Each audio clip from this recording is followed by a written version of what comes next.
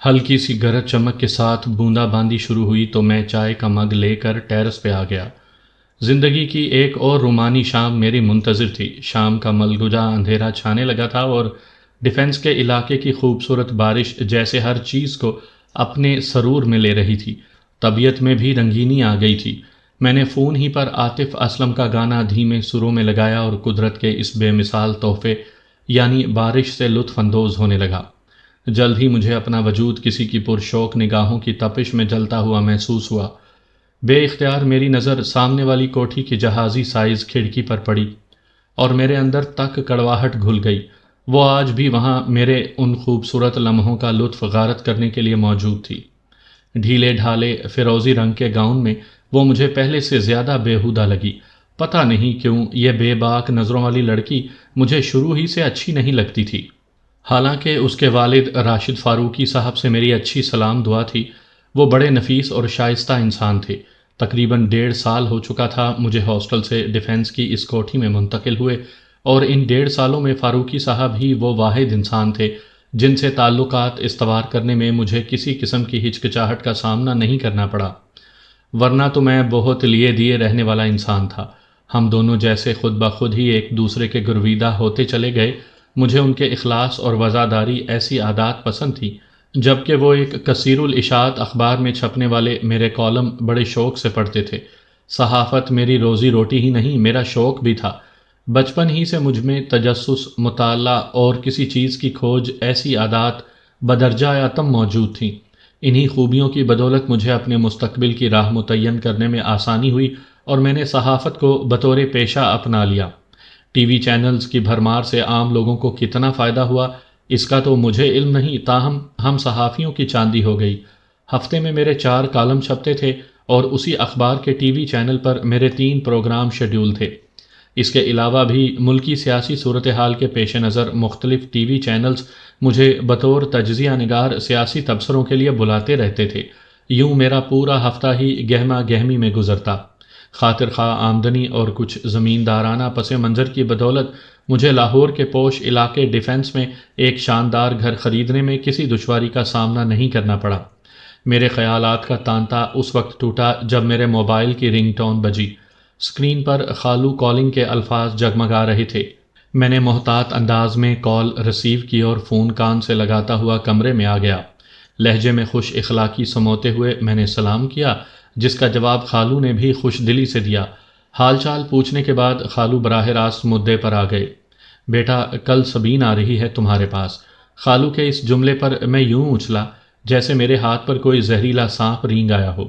Mobile میرے ہاتھ سے گرتے گرتے بچا۔ میری حالت سے بے نیاز خالو اپنی ہی کہے جا رہے تھے۔ میں نے تو اسے بہت سمجھایا کہ اوکاڑا میں رہ کر بھی پڑھائی کی جا سکتی ہے، یہاں بھی بہت سے اچھے ادارے ہیں، لیکن اس کے سر پر تو لمز میں پڑھنے کا بھوت سوار ہے۔ اب تم ہی بتاؤ میں کیا کروں؟ خالو بے بسی سے مجھ سے مستفسر ہوئے۔ کوئی بات نہیں خالو، آپ بھیج دیں اسے۔ میں نے بادل نخواستہ ان کی ہاں میں ہاں ملائی۔ مجھے خالو کے اس فیصلے پر حیرت ہوئی، حالانکہ وہ اچھی طرح جانتے تھے کہ میں لاہور میں اکیلا رہتا ہوں۔ اماں ابا آبائی شہر سرگودا کے نواحی گاؤں چک 82 میں رہائش پذیر تھے۔ اس کے باوجود وہ اپنی جوان جہاں بیٹی کو ایک چھڑے مسٹنڈے کے ساتھ رہنے کے لیے بھیج رہے تھے۔ میرا دل چاہا کہ میں خالو کی عقل پر ماتم کروں۔ آزاد خیالی اچھی چیز ہے، لیکن ایسی بھی کیا روشن خیالی کہ انسان اپنی حدود و قیود ہی بھول جائے۔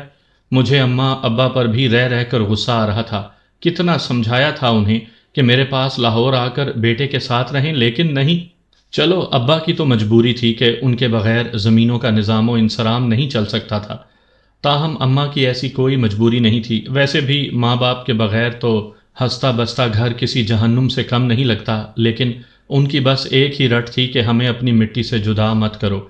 اب بھلا ان سے کوئی پوچھے کہ میں کون سا پڑوسی ملک میں انہیں جانے کو کہہ رہا تھا جو انہیں اپنی مٹی سے جدا ہونے کا خدشہ تھا۔ بہرحال اب انہیں اپنے ساتھ رکھنا ضروری ہو گیا تھا۔ کب آ رہی ہے وہ؟ میں نے کچھ سوچتے ہوئے خالو سے پوچھا تو وہ بولے، پرسوں صبح میں اسے بس میں بٹھا دوں گا، بس اسٹینڈ سے لے لینا اسے۔ جی ٹھیک ہے، کہتے ہوئے میں نے فون بند کر دیا۔ یعنی آج کی رات اور کل کا پورا دن تھا میرے پاس اماں ابا کو منانے اور پھر انہیں لاہور لانے کے لیے۔ میں فوراً سرگودا جانے کے لیے تیار ہو گیا۔ مجھے امید تھی کہ 2-2.5 گھنٹوں میں گاؤں پہنچ جاؤں گا اور رات کا کھانا اماں کے ہاتھ کا بنا ہوا کھاؤں گا۔ لاہور کا سرگودا سے فاصلہ ہی کتنا تھا، ضروری سامان لے کر میں نکل پڑا۔ ٹھیک 2 گھنٹے بعد میں اپنے گاؤں کی حدود میں داخل ہو رہا تھا۔ گھر پہنچنے میں مجھے زیادہ دیر نہیں لگی۔ اماں ابا مجھے دیکھ کر بہت خوش ہوئے۔ ان کی بوڑھی آنکھوں میں جیسے دیے سے ٹمٹمانے لگے تھے۔ اماں کے تو جیسے زمین پر پاؤں ہی نہیں پڑ رہے تھے۔ ان کا بس نہیں چل رہا تھا کہ میرے قدموں میں اپنا دل اور دھڑکنیں بچھا دیں۔ میرا حال بھی ان سے مختلف نہیں تھا۔ انہیں مل کر مجھے یوں لگا جیسے صدیوں صحراؤں میں سفر کرنے والے مسافر کو اچانک ہی پھولوں سے بھرا ہوا کوئی کنج نظر آ جائے۔ میں نے انہیں پرسکون کیا۔ میرے نہانے تک اماں نے دسترخوان پر کھانا چن دیا تھا۔ دسترخوان پر دیہی زندگی کے حقیقی رنگ سمٹ آئے تھے۔ اماں مجھے یوں نوالے بنا بنا کر کھلا رہی تھی جیسے میں کوئی 2 سال کا بچہ ہوں۔ یہی بات میں نے اماں سے کہہ بھی دی۔ جواد پتر، اولاد چاہے جتنی بڑی ہو جائے، ماں باپ کے لیے وہ کوئی 2 سال کا بچہ ہی رہتی ہے۔ اور ویسے بھی اولاد ماں باپ کی نظروں سے ادھڑ یعنی دور ہو تو قسم سے یوں لگتا ہے جیسے ساری حیاتی بندے نے کچھ نہیں کمایا، سب کچھ پاس ہوتے ہوئے بھی بندہ خالی ہاتھ رہ گیا ہے۔ اماں کی آنکھوں سے آنسو نکل آئے۔ لے بھئی جواد پتر، ہو گیا تیری ان پڑھ ماں کا فلسفہ شروع۔ ابا نے اپنے زوردار کہکہے سے ماحول پر چھائی کثافت دور کرنا چاہی، لیکن یہ صرف میں جانتا تھا کہ ان کے یہ کہکہے کھوکھلے ہیں۔ یہ کہکہے اپنے خالص پن سے عاری ہیں اور ان کہکہوں میں اداسی کے سوا کچھ نہیں۔ ان بلند و بانگ کہکہوں کے پیچھے اکلوتی اولاد سے دوری کا دکھ کھنکتا ہے۔ ابا کو بھی میری یاد ہر کام سے بیزار رکھتی ہے۔ میری دوری انہیں کھیتوں اور زمینوں پر دل نہیں لگانے دیتی۔ جواد کے ابا، یہ ماں بیٹے کی محبت میں پڑھائی کہاں سے آ گئی؟ اماں کو شاید اپنی ناخواندگی والا مذاق برا لگا تھا۔ انہوں نے خوشمگی نگاہوں سے ابا کو گھورا تو ابا کا ایک اور جاندار کہکہا ماحول کو خوشگوار احساس سے معمور کر گیا۔ او جواد کی ماں، یہ جو شہر کی پڑھی لکھی مائیں ہوتی ہیں نا، وہ اپنے بچوں کو پڑھنے کے لیے باہر کے ملکوں میں بھیج دیتی ہیں اور پھر سالوں ان کی شکلیں نہیں دیکھ سکتی۔ او بھلیے لوکے، تیرا پتر تو یہ چند میل کے فاصلے پر بیٹھا ہے۔ رہی بات شکل دیکھنے کی تو ہفتے میں 3 دن تو اس کا پروگرام چلتا ہے ٹی وی پر۔ یہ دوری بھی بھلا کوئی دوری ہے؟ ابا نے اماں کا غم غلط کرنے کی اپنی سی کوشش کی، مگر اماں مزید اداس ہو گئیں۔ وچھوڑا وچھوڑا ہوتا ہے جواد کے ابا، چاہے 1 گھڑی کا ہو یا صدیوں کا۔ اور ویسے بھی آپ تو باپ ہیں، آپ کہاں سمجھیں گے ایک ماں کا دکھ؟ اماں نے چادر سے آنسو پونچھتے ہوئے روحانسی آواز میں کہا تو ابا کے چہرے پر یک بارگی سنجیدگی چھا گئی۔ ان کی آنکھوں میں یکدم اداسی اتر آئی تھی۔ جواد پتر، یہ باپ ہونا بھی نہ، قسم سے مرد بیچارے کو ساری عمر بڑا شرمندہ کرتا ہے۔ ماں تو رو دھو کر چیخ چلا کر کسی نہ کسی طرح اپنے جذبات کا اظہار کر لیتی ہے۔ باپ بیچارہ تو باپ ہونے کی خوش فہمی میں ہی مارا جاتا ہے۔ اس ظالم معاشرے نے باپ سے اولاد کو پیار کرنے کا حق بھی چھین رکھا ہے۔ ابا کے لہجے میں کلیجہ چیر دینے والا درد تھا۔ ماحول میں عجیب طرح کی سنجیدگی در آئی تھی۔ اسی لیے تو میں آپ دونوں کو لینے کے لیے آیا ہوں۔ میں نے نوالا منہ میں رکھتے ہوئے ان دونوں کی سماعتوں پر جیسے بم پھوڑا۔ دونوں ہکا بکا مجھے دیکھنے لگے۔ اور اس دفعہ میں آپ دونوں کا کوئی عذر نہیں سنوں گا۔ میں حتمی لہجہ اختیار کرتے ہوئے دسترخوان سے اٹھ کھڑا ہوا۔ بیٹھے بٹھائے آخر تجھے کیا سوجی؟ بالآخر ابا ہی نے اس سکتے میں دراڑ ڈالی اور اسے توڑنے میں کامیاب ہوئے۔ بیٹھے بٹھائے نہیں سوجی ابا، باقاعدہ پلاننگ کے ساتھ آیا ہوں۔ میں نے صحن میں ایک طرف لگے نلکے سے ہاتھ دھونے کے بعد کلی کرتے ہوئے کہا، اس میں میرے 2 فائدے ہیں۔ وہ دونوں حیرت سے منہ کھولے مجھے دیکھنے لگے۔ ایک تو یہ کہ مجھے آپ دونوں سے اپنی جدائی کے دکھ نہیں سننا پڑیں گے، اور دوسرے سبین میرے پاس لاہور پڑھنے آ رہی ہے۔ اب ظاہر ہے میں ٹھہرا چھڑا چھانٹ اور جوان جہان لڑکی کو تو اپنے پاس رکھنے سے رہا، اوپر سے خالو کو کھلے بندوں انکار بھی نہیں کر سکتا۔ سچ پوچھیں تو میں خود بھی تھوڑی دیر کے لیے چکرا کر رہ گیا تھا۔ سمجھ میں نہیں آیا کہ خالو کو کیا جواب دوں، اور پھر میرے ذہن میں آپ دونوں کا خیال آیا کہ اس معاملے میں صرف آپ ہی میری مدد کر سکتے ہیں۔ میں نے اماں ابا کے سامنے اپنا مسئلہ رکھا، جو اس وقت میرے لیے مسئلہ کشمیر بنا ہوا تھا۔ یہ احتشام کی مت تو نہیں ماری گئی؟ اماں کو اپنے بہنوئی پر حد درجہ حیرت ہوئی۔ اب میں کیا کہہ سکتا ہوں اماں؟ میں نے بے بسی سے کندھے اچکائے اور بان کی چارپائی پر بازو کا سرہانہ بنا کر لیٹ گیا۔ لو کر لو گل، حیا شرم کا تو زمانہ ہی نہیں رہا۔ اماں کی حیرت ابھی باقی تھی جو وقفے وقفے سے ظاہر ہو رہی تھی۔ اب میں تو دونوں طرف سے پھنس چکا ہوں، خالو کو انکار بھی نہیں کر سکتا اور آپ دونوں بھی میری بات مان کر نہیں دے رہے۔ میں نے اپنی مشکل بیان کی تو ابا گہری سوچ میں مستغرق ہو گئے۔ کچھ لمحوں کے بعد وہ کھوئے کھوئے سے انداز میں بولے، واقعی اب تو تمہاری ماں کا تمہارے ساتھ جانا بہت ضروری ہو گیا ہے۔ اور آپ؟ اماں جھٹ سے ابا سے مستفسر ہوئیں۔ او بھلیے لوکے، میں نہیں جا سکتا، مجبوری ہے میری۔ ابا کچھ تلخ سے ہو گئے۔ انداز ان کا سمجھانے والا ہی تھا۔ میں چلا گیا تو یہ زمینوں، ڈور ڈنگروں اور فصلوں کا حساب کتاب کون دیکھے گا؟ ابا اپنی جگہ واقعتاً بالکل ٹھیک تھے، ان کی مجبوری سمجھ میں آنے والی تھی، پر میں آپ کو اکیلا چھوڑ کر نہیں جا سکتی۔ اماں نے بھی اٹل انداز اپناتے ہوئے رخ پھیر لیا۔ کتنی پاک، معصوم اور خالص محبت تھی میرے اماں ابا کی۔ کاش اس محبت کو کوئی شاعر، ناول نگار، ہدایت کار اپنی شاعری، ناول یا فلم ڈرامے وغیرہ میں دکھا سکتا۔ تاہم مجھے یقین تھا کہ ان لوگوں کی فنکارانہ صلاحیتیں اس محبت کے خلوص، سادگی اور والہانہ پن کو پھر بھی نہ دکھا پاتی۔ او میری فکر چھوڑ تو، بس اپنی تیاری کر، صبح سویرے نکلنا ہے تم دونوں کو، ابا حتمی لہجے میں کہتے ہوئے اٹھ کھڑے ہوئے۔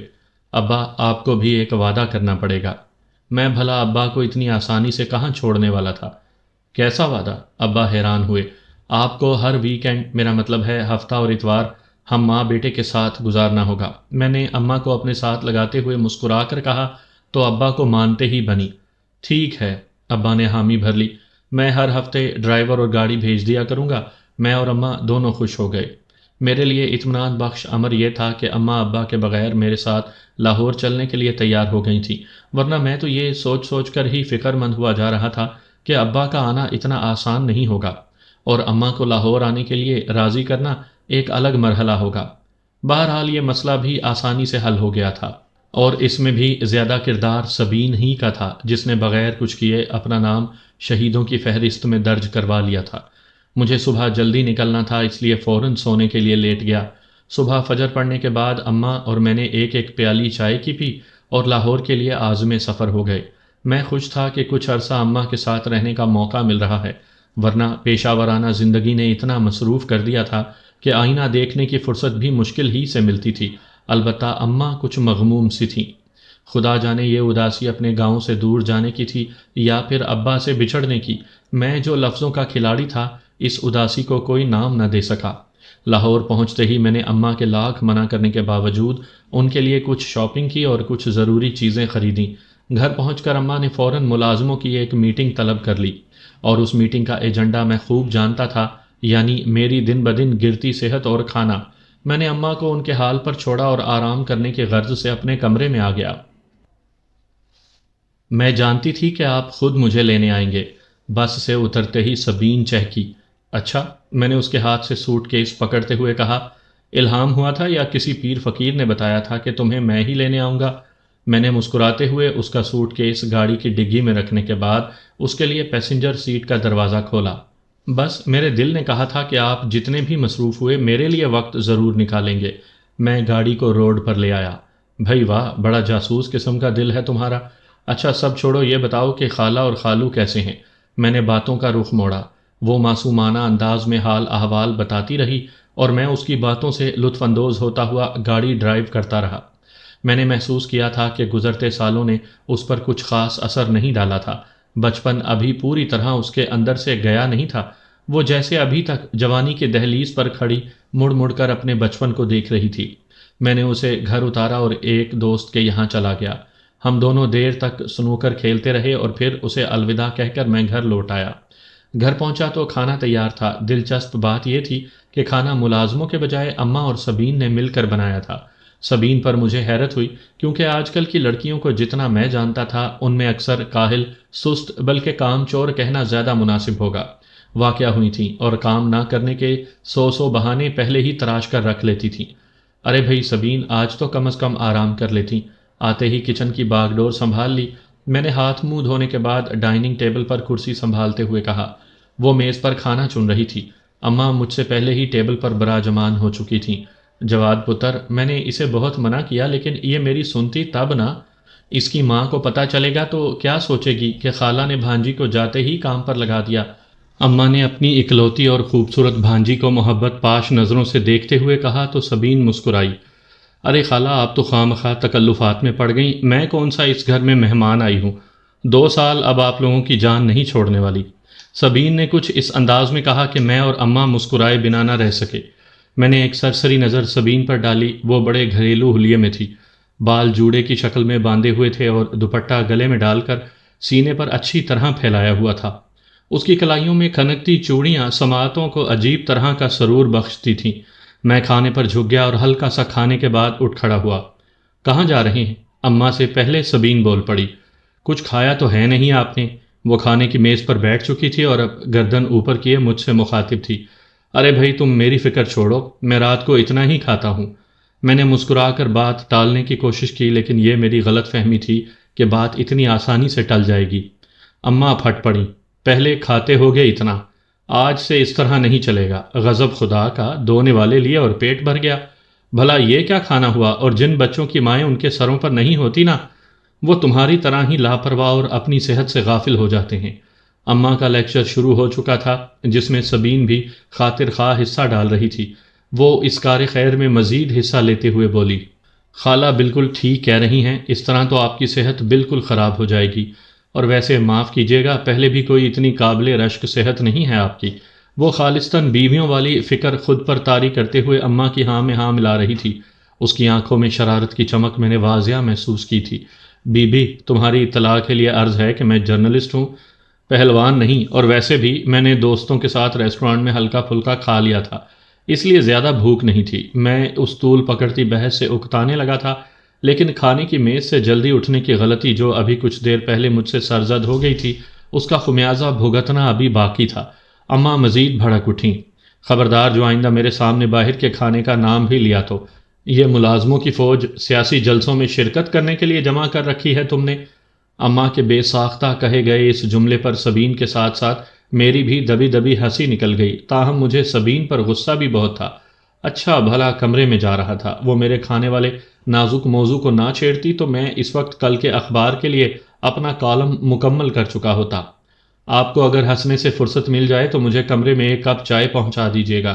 میرے طنز کو اس نے خندہ پیشانی سے ایک ہلکی سی خوبصورت مسکراہٹ کے ساتھ جھیلا اور کھانا کھانے میں مصروف ہو گئی۔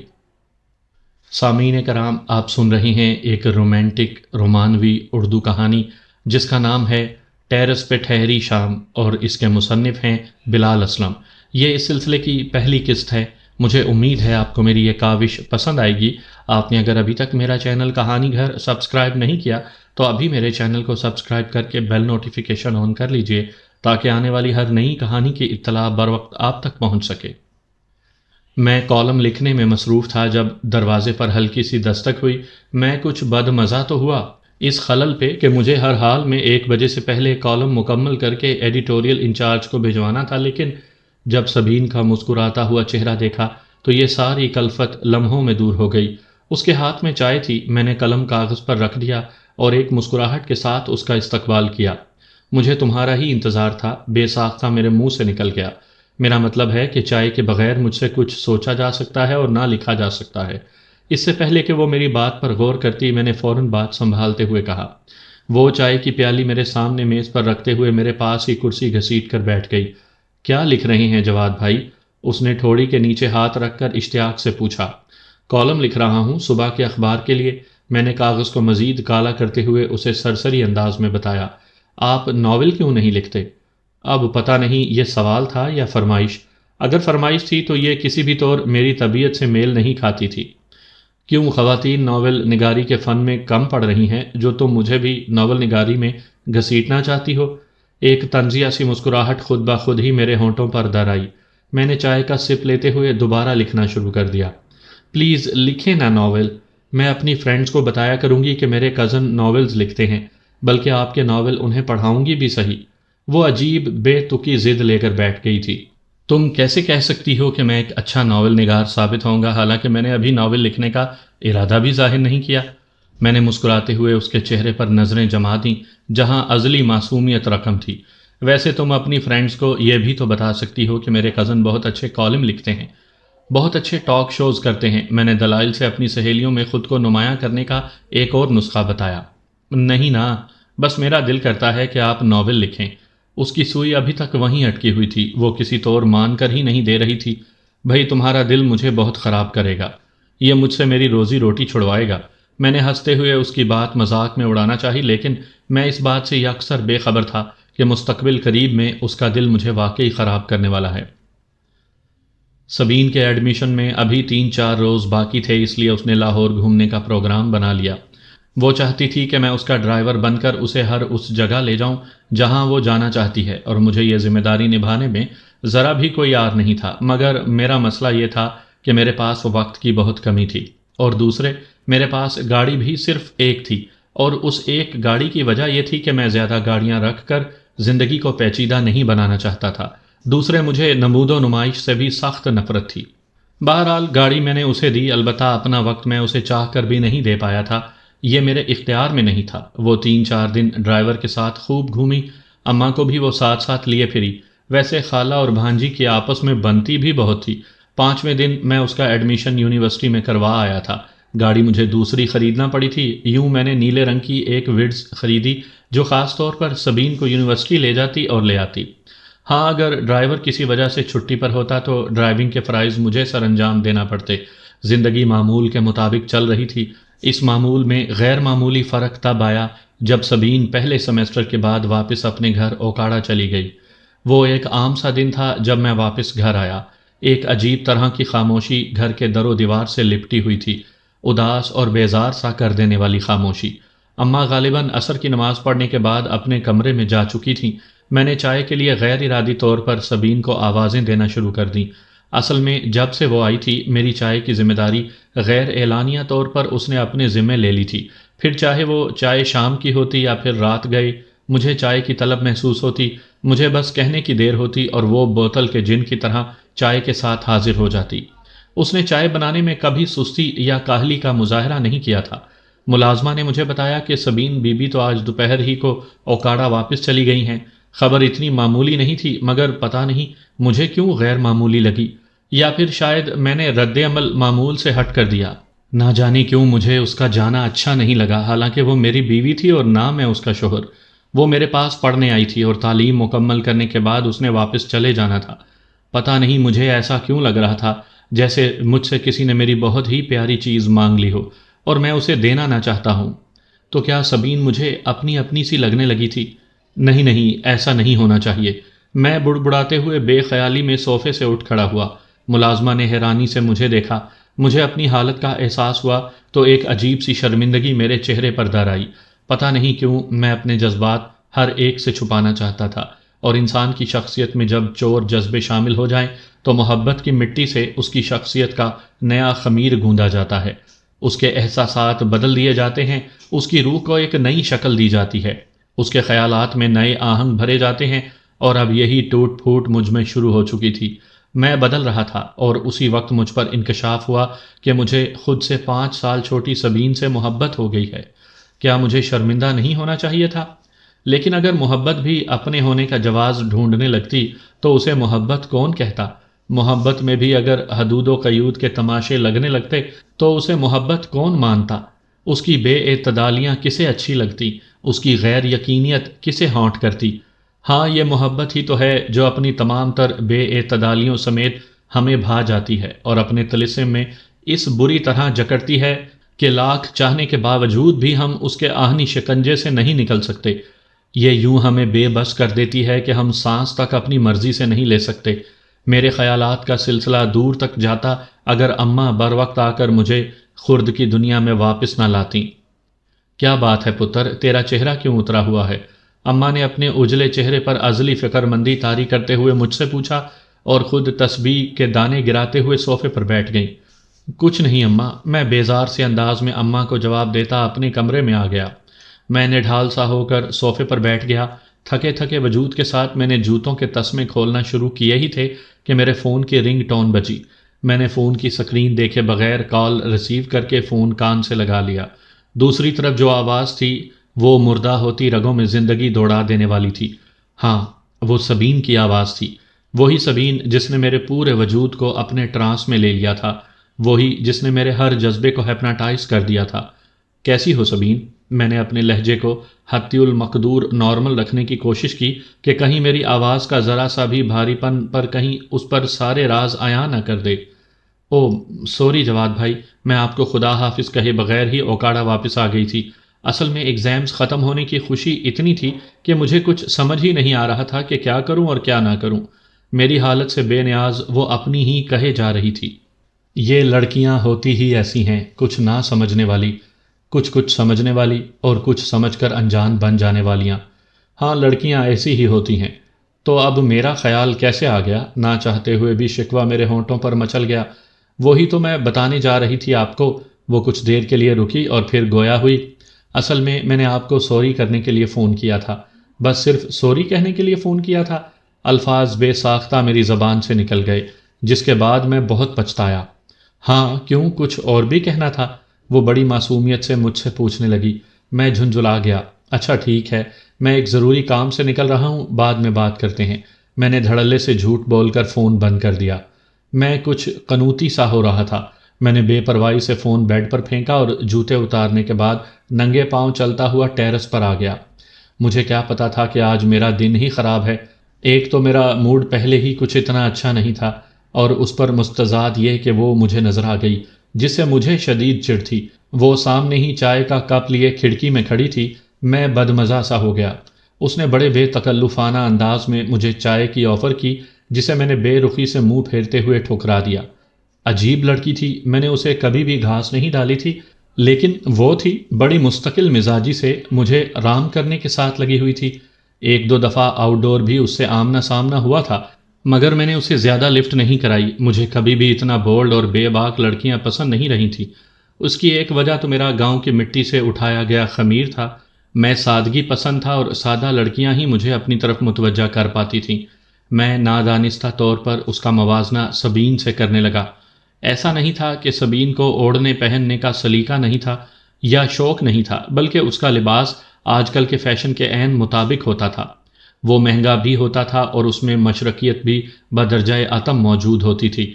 وہ یونیورسٹی کے لیے نکلتی تھی تو دوپٹہ اس سلیقے اور نزاکت سے اوڑھتی کہ کسی کو بھی اسے دقیانوسی یا تنگ نظر ہونے کا تان نہ دینا مشکل ہو جاتا تھا۔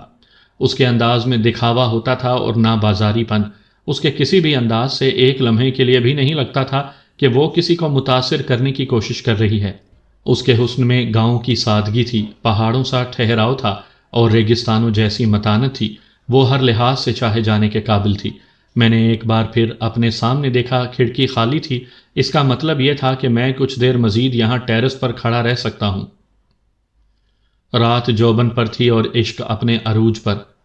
سبین کی یادیں کسی نشتر کی طرح میری روح پر چرکے لگا رہی تھی۔ مجھے معلوم نہیں تھا کہ صرف پڑھنے کے لیے میرے گھر آنے والی لڑکی میرے دل کی سلطنت پر قابض ہو کر بیٹھ جائے گی۔ میں جتنا سوچے جا رہا تھا سبین کی محبت کے معاملے میں، خود کو اتنا ہی بے بس پا رہا تھا۔ زندگی جیسے سبین کے ارد گرد ہی محدود ہو کر رہ گئی تھی۔ تمام تر بے قراریوں اور بے چینیوں کا محور وہ ایک نازک سا وجود ہی ٹھہرا تھا۔ کیا میں اتنا کمزور ہوں کہ ایک عام سی لڑکی کے آگے بے بس ہو گیا ہوں؟ کیا میری زندگی کی ساری بھاگ دوڑ محض سبین تک تھی؟ میں نے سوچا اور ندامت کے پانیوں نے مجھے روح تک بھگو ڈالا۔ صرف محبت ہی تو کی ہے؟ میں نے اپنی خفت مٹانے کے لیے دل سے سوال کیا۔ محبت سے بڑا جرم بھی کوئی ہے؟ دل نے مسکراتے ہوئے جیسے میرے منہ پر تماچا رسید کیا۔ مجھے لگا جیسے میں سوچ سوچ کر نفسیاتی مریض بن جاؤں گا، لیکن کیا عشق سے بڑا مرض بھی دنیا میں وجود رکھتا ہے؟ میں نے تلخی سے سوچا۔ پتہ نہیں میں ہر چیز کو عشق و محبت کی کسوٹی پر کیوں پرکھنے لگا تھا۔ یہ رجحان خطرناک تھا، لیکن میں اپنے دل کا کیا کرتا جو مجھے خطرناک راہوں پر لے جانا چاہ رہا تھا۔ مجھے اس وقت اپنے دوست، اپنے کلاس فیلو، اپنے یار شامیر کی کمی شدت سے محسوس ہوئی۔ مجھے نہیں معلوم تھا کہ وہ بزلہ سنج تھا، ہسمکھ تھا، یا پھر سٹیج پر ہزاروں بہروپ بدلنے والا کوئی اداکار، لیکن جو بھی اس کے ساتھ کچھ وقت گزارتا، کچھ دیر کے لیے ہی صحیح، اپنے سارے دکھ درد بھول جاتا، اور مجھے اس وقت اس کی کمپنی درکار تھی۔ میں ایک جھٹکے سے بیڈ سے اترا، موبائل فون اور گاڑی کی چابی اٹھائی اور سلیپرز میں ہی باہر نکل آیا۔ میں نے شامیر کو فون کیا، وہ گھر پر ہی تھا۔ میں شامیر کے گھر پہنچا تو وہ اپنے کمرے میں بیڈ پر کراؤن سے ٹیک لگائے کسی نازنین سے میسیجنگ میں مصروف تھا۔ میں اس کے سامنے بیڈ پر نڈھال سا گر گیا اور یوں لمبی لمبی سانسیں لینے لگا جیسے صدیوں کی مسافت طے کر کے آیا ہوں۔ کیا ہوا میرے جگر کے ٹکڑے؟ وہ اپنے مخصوص انداز میں چہکا۔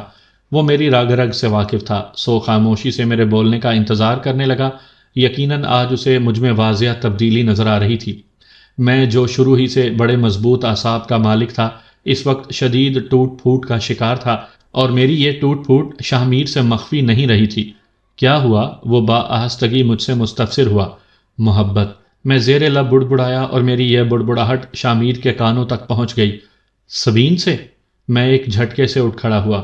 جو اعتراف میں خود سے کرتے ہوئے گھبرا رہا تھا، وہ شاہ میر نے بغیر کسی جھجک کے میرے سامنے روزے روشن کی طرح عیاں کر دیا۔ میں اسے یوں دیکھنے لگا جیسے اس کے سر پر ابھی تازہ تازہ سینگ اگے ہوں۔ تمہیں کیسے معلوم ہوا؟ میں پھٹی پھٹی آنکھوں سے اسے دیکھنے لگا۔ وہ بڑے عجیب انداز میں مسکرایا۔ مجھے تو اسی وقت پتہ چل گیا تھا جب تم نے مجھے فون پر بتایا تھا کہ تمہاری خالہ زاد تمہارے پاس پڑھنے آ رہی ہے، اور میں یہ بھی جان گیا تھا کہ یہ پڑھائی ضرور کوئی نہ کوئی گل کھلائے گی۔ اس نے پرسکون انداز میں مجھے بتایا، اور میں حیرت زدہ سا اسے دیکھنے لگا۔ میرا یہ دوست واقعی کوئی پہنچی ہوئی ہستی تھا۔